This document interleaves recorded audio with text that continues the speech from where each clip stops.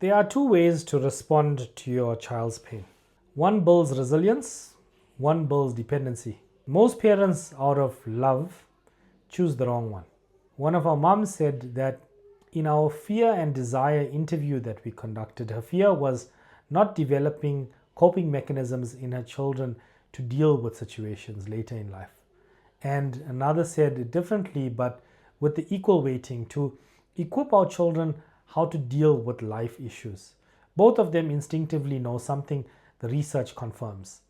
The greatest or protective factor against addiction, depression, relapse after failure, and social dysfunction in adulthood is the early development of healthy, flexible coping strategies. Coping strategies are not learned in comfort, they learn in difficulty with a supportive adult alongside. And the parent who removes all difficulty is not building a resilient child. They are or delaying the formation of neural tools the child will eventually need with interest. When your child is upset, before you solve the problem, ask, what do you think we could try? Even if the answer is impractical, you're training the cognitive habit of problem generation in the face of difficulty. That habit is a coping mechanism. Teach your child the difference between feelings that pass and problems that can be solved.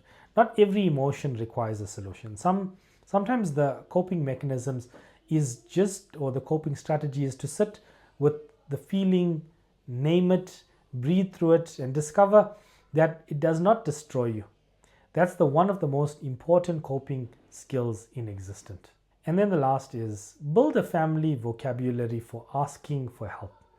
Not, I can't do this, which is helplessness, but I've tried this and I'm stuck. And can we think about this together, which brings agency. Children who ask for help effectively are not dependent, they are skilled.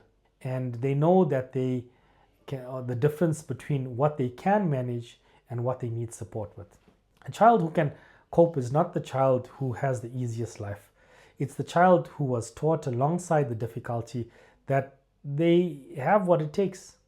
And with God and with the right tools, they always will.